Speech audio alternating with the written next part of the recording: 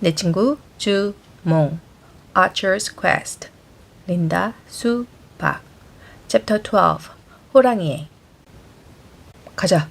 아치는 벌써 화를 어깨 뒤로 둘러맸다. 그들은 정지해 있는 자동차들 사이를 쏜살같이 달렸다. 케빈은 고개를 돌려 동물원 길에 서 있는 자동차들 사이에 꼼짝하지 못하고 갇힌 이 박사님을 힐끔 쳐다보았다. 박사님은 저 트랙터 트레일러가 치워질 때까지 움직일 수 없을 것이다. 하하. 이때 아치가 손가락질하면서 큰 소리로 웃음을 터뜨렸다. 케빈은 아치가 뭘 보고 웃는지 의아해하면서 그쪽을 쳐다보았다. 사고를 낸 트랙터 트레일러는 자동차들을 정확히 말하며 폴크스바겐을 수송하는 중이었다. 그 차에는 폴크스바겐 8대가 이중으로 실려 있었다. 아치가 기쁨에 들뜬 목소리로 소리쳤다. 거북이들이다. 또 거북이들이 나를 도우러 왔어. 거북이들? 케빈은 다시 트럭을 쳐다보았다. 케빈은 한 번도 그런 생각을 해본 적이 없었다. 그런데 이제 보니 이상하게도 폴크스바겐 자동차가 정말 거북이처럼 보였다. 아치가 말했다. 서로 몸을 포개고 있군. 예전과 똑같이. 그런데 저것들은 생김새만 거북 같은 건가? 아니면 정신도 거북인가? 정신이라면 케빈은 무슨 말인지 이해를 못해서 망설였다. 그러니까 저것들도 다른 용수레만큼 빠른가? 아니면 진짜 거북이들처럼 좀 더 점잖게 움직이는 건가? 케빈은 아치가 웃기는 농담을 하는 게 전혀 아니라는 걸 알면서도 웃음을 참을 수가 없었다. 글쎄요. 원한다면 아주 느리게 가도록 할 수는 있지요. 케빈이 말했다. 아치는 어느 때보다 큰 한박 웃음을 지었다. 좋겠군. 아치는 여전히 폴크스바겐을 실은 트럭을 빤히 바라보며 낄낄 웃었다. 그때 케빈은 헉 하고 숨을 들이켰다. 트럭 너머로 동물원이 있는 길에서 이 박사님의 모습을 보았다.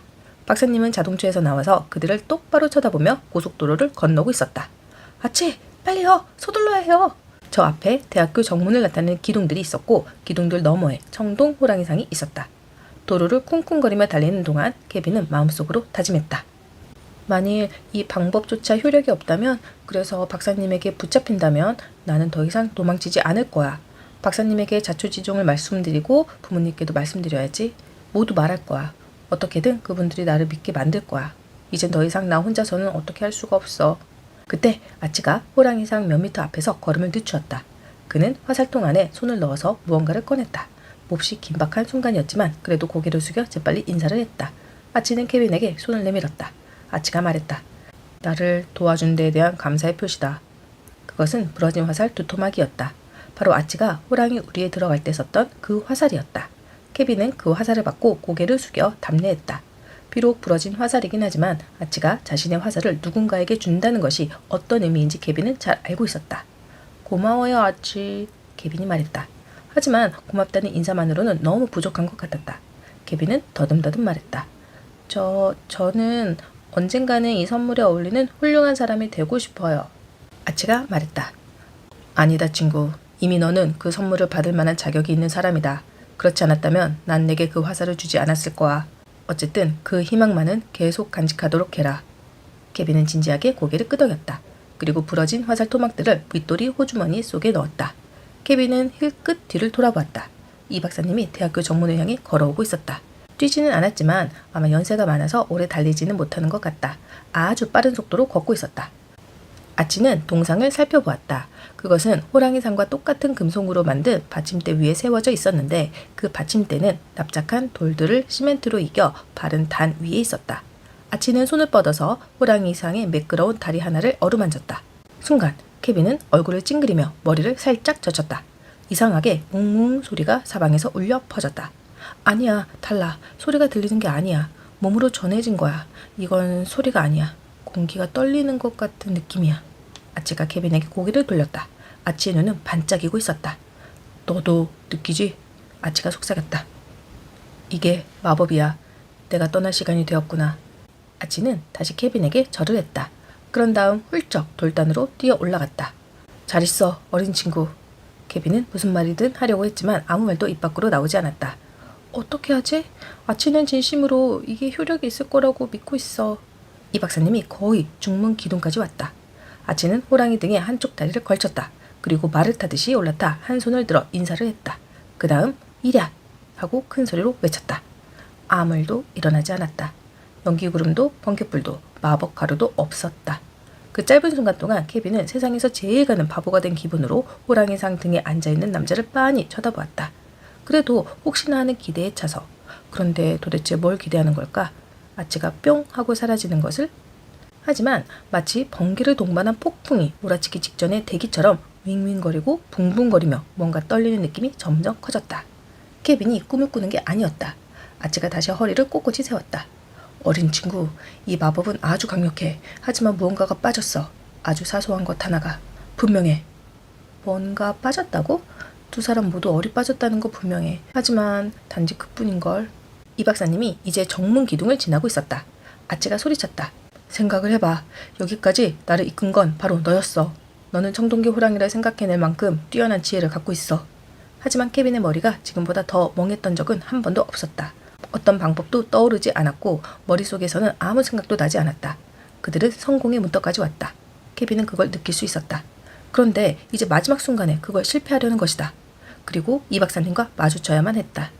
케빈은 절망감에 빠져서 고개를 숙이고 땅바닥을 노려보았다. 물론 호랑이상을 생각해낸 건 케빈이었다. 하지만 거기까지가 케빈의 한계였다. 케빈은 운동화 코로 돌단의 밑바닥에 깔린 흙을 툭툭 차며 깊이 숨을 들이마셨다. 일이 어떻게 되든지 간에 아치가 결코 미친 사람이 아니라는 사실을 모든 사람에게 납득시켜야만 했다. 이 박사님이 소리쳤다. 케빈! 케빈! 제발 내 말을 들어라! 케빈은 고개를 들고 그들 바로 앞까지 숨을 헐떡이며 다가오고 있는 박사님을 보았다. 어느덧 박사님이 팔을 뻗어서 케빈의 팔을 잡았다. 케빈! 박사님이 말했다. 박사님의 눈길이 케빈을 지나쳐 동상으로 향했다. 다음 순간 박사님은 두려움과 공포로 가득 차서 입을 딱 벌렸다. 안 돼! 쏘지 말아요! 박사님은 소리치며 두 손을 번쩍 들었다. 케빈은 고개를 돌렸다. 무슨 일인지 보지 않아도 뻔했다. 어느새 호랑이 등에서 내려온 아치가 호랑이상 뒤에 웅크리고 앉아서 이 박사님의 심장을 향해서 똑바로 화살을 겨누고 있었다. 아치가 조용히 말했다. 어린 친구, 왼쪽으로 한 발자국만 비켜서라. 당장 저놈을 끝장낼 수 있지만 그래도 너와 관역 사이에 조금 틈이 있는 게 좋겠다. 케빈은 달리 생각할 틈도 없이 한 걸음 옆으로, 그러니까 바로 오른쪽으로 몸을 움직였다. 이제 케빈은 박사의 앞을 가로막고 서 있었다. 아치가 소리쳤다. 멍청한 개구리, 너는 오른쪽도 왼쪽도 모르나? 아치가 낄낄 웃었지만 케빈의 귀에는 그 웃음소리가 매우 냉혹하게 들렸다. 케빈은 두 손을 번쩍 치켜들고는 어깨 너머로 말했다. 이 박사님, 조금 뒤로 물러서세요. 박사는 즉시 케빈의 말대로 했다. 하지만 두 눈은 화살에서 떼지 않았다. 아치가 일어나서 케빈을 노려보았다. 앞으로 1000년을 살더라도 케빈은 결코 이때의 아치 얼굴에 떠오른 표정을 잊지 못할 것이다. 당황과 고통, 분노, 슬픔, 그 모든 표정이 한꺼번에 떠올라 있었다. 아치가 낮은 목소리로 말을 하기 시작했다. 내가 너를 믿은 게 잘못이었나? 너는 그자의 편에 설 것인가? 나를 배신할 것인가? 케빈은 고개를 저었다. 아니에요, 아치. 나는 아저씨를 배신하지 않을 거예요. 하지만 나는 아저씨가 이 사람을 해치게 내버려 둘 수는 없어요. 아까도 말했지만 이 사람은 적이 아니에요. 이 사람은 오히려 아저씨를 도와줄 수 있을지 몰라요. 이제 케빈은 진짜로 배신자가 된 느낌이었다. 그래, 맞아요. 이 사람은 아저씨를 정신병원으로 보내줄 거예요. 아저씨를 돕는다는 이유로 말이죠. 아치의 눈빛이 차갑고 냉혹해졌다. 나는 너를 해치고 싶지 않다. 어린 개구리야. 비록 너의 배신이 내 눈으로 똑똑히 보았지만 말이다. 하지만 나의 백성에게 돌아가려는 나를 막는 자라면 그 누구도 가만두지 않겠다. 너를 제거해야만 그 자를 제거할 수 있다면. 케빈은 침을 꿀꺽 삼켰다. 양쪽 무릎이 덜덜 떨렸다. 케빈은 위협적으로 날카롭게 번쩍이는 화살 끝을 쳐다보았다. 어떻게 저렇게 작은 쇠 조각이 이토록 무시무시하게 보일 수 있단 말인가. 케빈은 그들 두 사람이 안전한 곳으로 몸을 피하기도 전에 아치가 능히 두 발의 화살을, 한 발은 이 박사를 향해 다른 한 발은 케빈을 향해 쏠 수 있다는 것을 너무나 잘 알고 있었다. 대기 중에는 아직도 케빈에게 현기증을 일으키는 그 이상한 윙윙거림이 가득 차 있었다. 케빈은 말을 하려고 했다. 그러나 목구멍에서는 끽끽거리는 소리만 새어나왔다. 케빈은 헛기침을 하고 힘들게 다시 말을 시작했다. 아치, 아저씨가 자신의 입으로 그렇게 말했잖아요. 우리는 함께 많은 걸 겪었다고요. 그리고 전 힘 닿는 데까지 아저씨를 도우려고 노력했어요. 세상 사람 누구나 다 그렇게 하지 않았을 거예요. 안 그래요? 케빈의 목소리가 다시 끽끽거리는 비명처럼 변하려고 했다. 계속 말해야 해. 전에도 효과가 있었잖아? 이번에도 효과가 있을 거야. 그러니까 우리에겐 함께 나눈 것들이 있잖아요. 음식과 웃음이요. 게다가 아저씨는 저한테 아저씨의 화살도 주셨잖아요. 그러니까 저에게 한 번 더 기회를 주어야 한다고 생각하지 않나요? 아니, 그렇게 생각하면 좋겠어요. 아저씨는 저를 믿어야 해요. 마지막으로요. 부탁이에요, 아치. 잠깐 동안 아무도 움직이지 않았다. 케빈과 박사는 아치를 뚫어져라 바라보고 있었고 아치는 케빈을 뚫어져라 바라보고 있었다. 케빈은 숨이 막혔다. 아치가 살짝 고개를 흔들더니 화살통에 화살을 도로 집어넣은 다음 활을 어깨 뒤로 둘러맸다. 케빈은 순간 무릎에서 힘이 쭉 빠졌다. 등 뒤에서 박사가 크게 한숨을 쉬는 소리가 들렸다. 나는 너에게 무기가 없다는 걸 알고 있다. 아치가 케빈을 보며 말했다. 그리고 그자도.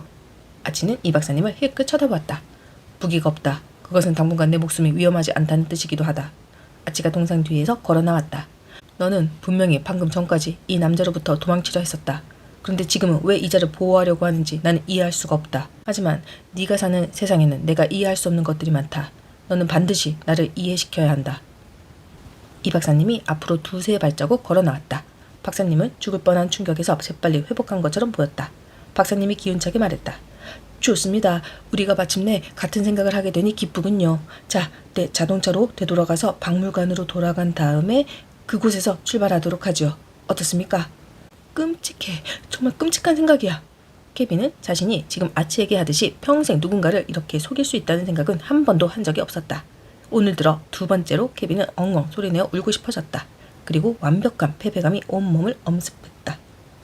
이 박사님이 한 손을 케빈의 어깨 위에 올렸다. 가자, 케빈.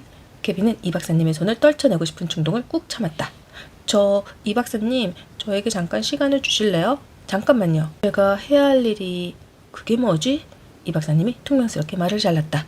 그는 어서 박물관으로 돌아가서 아치로부터 고대 한국의 비밀들을 캐내고 싶어 참을 수가 없는 게 분명했다.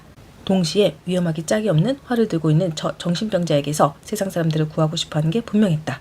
아, 별거 아니에요. 그러니까 잠깐 여기 서 있기만 하면 돼요. 케빈이 말했다.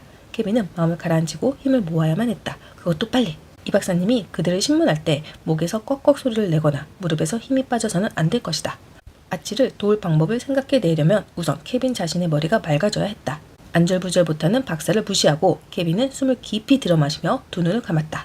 목덜미 뒤쪽의 간지러움과 목구멍에 걸려있는 덩어리까지 케빈은 그 모든 움직임들을 공처럼 둥글게 뭉쳐서 몸속 깊숙이 자신을 방해할 수 없는 곳으로 밀어내렸다. 케빈의 몸이 평온을 되찾자 비로소 케빈의 머리가 움직이기 시작했다. 마치 머리가 스스로 생각을 시작하는 것처럼 느껴졌다. 케빈은 아치에게 마지막으로 자신을 믿어달라고 부탁했다. 그러니 한 번 더 노력하는 모습을 보여야 한다. 목표 확인. 아치를 그가 살던 시대로 돌려보내기. 호랑이 등에서 사라지게 하기. 지금까지 지나온 각각의 단계들을 확인해보자. 각각의 단계? 하지만 달리 확인할 게 뭐가 있어? 어쨌든 그것들을 논리적으로 정리해보면 그것들은 뭔가 빠졌어. 뭔가 결정적인 요소. 케빈은 심장이 세차게 뛰는 것을 느꼈다. 아치가 말한 5가지 요소들. 불, 흙, 쇠, 물, 나무. 우리 두 사람은 모두 불의 성질을 타고난 호랑이들이야. 지금 아치의 시대에서는 2주기가 지났어. 쇠의 성질을 타고난 호랑이이지. 하지만 지금 아치는 아치의 시대에 있는 게 아니야. 아치는 여기 우리의 시대에 있어. 그리고 아치의 말처럼 나는 아치를 이해시켜야만 해. 우리 시대. 뉴욕주 도체스터시 1999년. 아치 눈이 휘둥그레졌다. 그는 아치를 똑바로 쳐다보았다. 아치도 케빈을 쳐다보았다. 비록 케빈은 한마디도 하지 않았지만 마치 서로 이야기를 하고 있는 것 같은 느낌이 들었다. 아주 작고 반짝이는 불꽃이 두 사람 사이에 오가는 것 같았다. 아치의 얼굴에 천천히 미소가 번졌다. 멀리 떨어진 곳에서 말하는 것처럼 박사님의 목소리가 아득하게 들려왔다. 이제 그만 여길 떠나도록 할까? 그러나 케빈은 박사님의 말을 무시했고 그와 아치는 둘 다 몸을 움직이기 시작했다. 아치는 2걸음을 걸어서 다시 호랑이 동상의 등에 훌쩍 뛰어 올라갔다. 케빈은 무릎을 꿇고 조금 전 자신의 신발로 걷어차던 흙을 파헤쳤다. 케빈은 기쁨이 가득한 목소리로 외쳤다. 아치, 그게 뭔지 알았어요. 빠진 게 뭔지 알았다고요. 그럴 줄 알았다, 친구. 너의 얼굴을 보고 알았어. 이 박사님이 다급하게 말했다. 이게 무슨 짓입니까? 부탁이니 동상에서 내려와요. 이 바보짓을 끝낼 시간이요. 박사님은 동상 쪽으로 걸어와 아치의 팔을 붙잡으려고 손을 내밀었다. 케빈은 인힘을 다해서 미친 듯이 흙을 퍼냈다. 하지만 땅이 반쯤 얼어붙어 있어서 흙을 파내기가 쉽지 않았다. 케빈은 겨우 2손에 약간의 흙을 움켜쥘 수 있었다. 케빈은 소리쳤다. 흑이에요. 아저씨가 속한 세상은 쇠의 성질을 타고난 호랑이이지만 지금 우리 세상은 흑의 성질을 타고난 호랑이 해였어요. 케빈은 팔을 번쩍 들어서 흙가루를 공중에 뿌렸다. 흙가루가 아치와 호랑이 동상 위로 비처럼 떨어졌다. 그리고 이 박사님의 손 안에는 아무것도 없었다. 박사는 자신의 텅 빈 손을 뚫어져라 쳐다보았다. 방금 전까지 아치를 잡고 있던 그 손이었다. 도대체 어떻게? 케빈은 웃음을 터뜨렸다. 대기를 윙윙 울리던 진동이 사라졌다. 케빈은 아치가 자신이 살던 시대로 돌아갔음을 알 수 있었다. 기원전 1세기의 한국으로. 수학 문제를 제대로 풀었을 때와 똑같은 기분이 들었다. 케빈은 큰 소리로 축하를 하고 싶었다. 승리의 춤을 추고 싶었다. 축구 선수들이 득점을 했을 때처럼 케빈은 호랑이 동상을 끌어안고 싶었다. 여태껏 보아온 것들 중에서 아무것도 없는 호랑이상의 등만큼 아름다운 것은 없었던 것 같았다. 완전히 넋이 나간 얼굴로 동상 옆에 서 있는 이 박사님까지 포함해서 온 세상 사람들을 사랑할 수 있을 것만 같은 느낌이었다. 케빈은 웃음이 절로 났지만 멈춰야 했다. 이 박사님, 원하시면 제가 모든 자초지종을 말씀드릴게요. 하지만 다른 사람에게는 절대 말하지 않을 거예요. 사실 박사님도 제 말을 믿으실 거라고는 생각하지 않아요. 하지만 맹세코 이건 사실이에요. 증거가 필요하시면... 케빈은 호주머니에서 손을 집어넣어 부러진 화살 2토막을 꺼냈다. 그런 다음 충동적으로 그 조각들을 박사님에게 내밀었다. 이건 박물관에 보관하세요. 이 박사님은 화살을 받아들더니 두 눈을 커다랗게 떴다. 순간 케빈은 마음이 찢어지는 듯 아팠다. 역시 주는 게 아니었어. 화살을 갖고 있었으면 정말 멋졌을 텐데 아마 이건 꽤 가치가 나갈 거야. 하지만 박사님이 화살촉을 꼼꼼히 살피는 동안 케빈은 갑자기 자신이 옳은 일을 했음을 깨달았다. 나 혼자 이 화살을 갖고 있으면 나는 결코 이 화살의 진실을 누구에게도 말하지 못할 거야. 하지만 박물관에서는 많은 사람들이 이걸 보겠지. 진열장에 아치에 대한 설명이 붙게 될 거고 모든 사람들이 아치를 알게 될 거야. 박사님이 무슨 말을 하려다가 그만두었다가 다시 무슨 말을 하려고 했지만 좀처럼 입을 열지 못했다. 결국 박사님은 화살을 든 두 손을 앞으로 내밀고 케빈에게 머리를 숙여 인사했다. 영광이구나. 박사님은 쉰 목소리로 말했다. 그리고 고개를 들더니 감탄하는 눈빛으로 케빈을 쳐다봤다. 마침내 박사님이 말했다. 네, 자동차로 가자. 집까지 태워주마.